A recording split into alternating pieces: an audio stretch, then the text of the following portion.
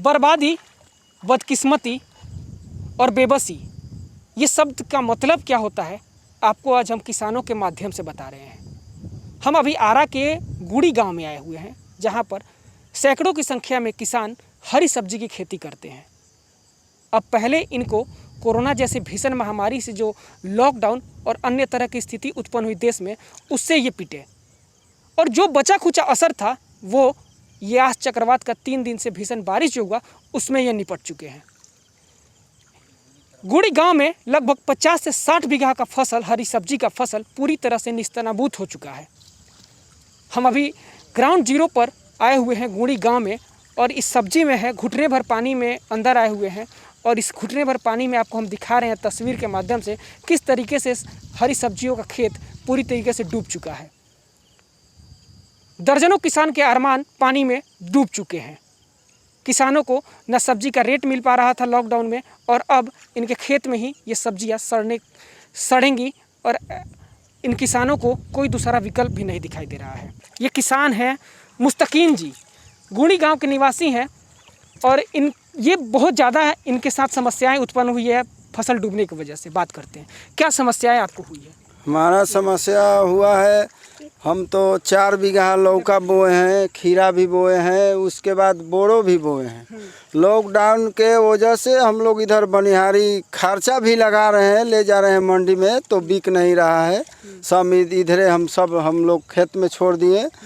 उसके बाद फिर जो बारिश जो हुआ है, हम लोग बारिश में एकदम हम लोग को सब पूरा नुकसान हो गया, एकदम जितना है पूरा एकदम नुकसान हो गया। हमको लाखों 2 लाख के एकदम हम लोग का संपत्ति बर्बाद हो गया। तो क्या उम्मीद आप करते हैं प्रशासन से, सरकार से? क्या मांग करते हैं, क्या अपील करते हैं, किस तरीके का मदद आप लोग को चाहिए? अब हम लोग का मदद चाहिए कि मोदी सरकार हम लोग का भरपाई करे। अब हम लोग क्या करें? अब हमें कोई पड़ जाएगा तो 70-80 हज़ार रुपया लग जाता है। इसका कम से कम हम लोग उम्मीद है कि कम से कम ये बारिश के चलते जो नुकसान हुआ है, कम से कम सरकार हम लोग को कुछ मुआवजा दे।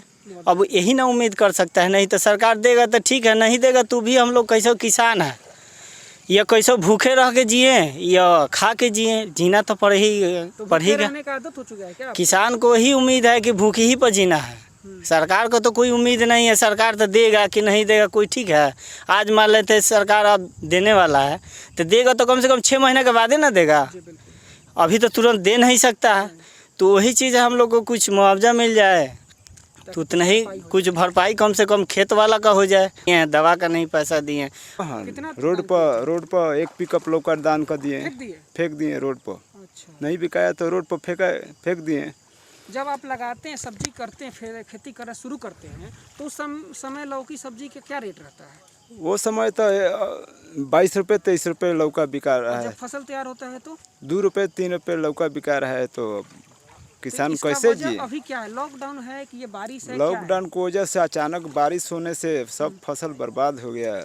कि सरकार कुछ मुआवजा दे कि हम लोग के जिए के कुछ रास्ता निकले।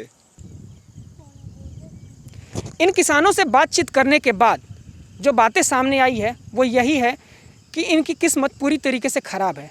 ना इनके साथ कुदरत साथ दे रही है, ना इनको सरकार साथ दे रही है, ना ही भोजपुर प्रशासन की तरफ से अब तक कोई मदद की उम्मीद जगी है। किसानों का कहना है कि पूरी तरीके से जो सब्जी बर्बाद हुई है, जो लाखों की पूंजी डूब चुकी है, उसमें सरकार को और प्रशासन को आगे आना चाहिए। ईटीवी भारत भी भोजपुर प्रशासन से और बिहार सरकार से अपील करती है कि ऐसे किसानों को कोई मदद सरकार दे, किसी तरीके से इन लोगों को मदद पहुंचाई जाए, कोई मुआवजा दिया जाए। ईटीवी भारत के लिए भोजपुर से गौरव सिंह।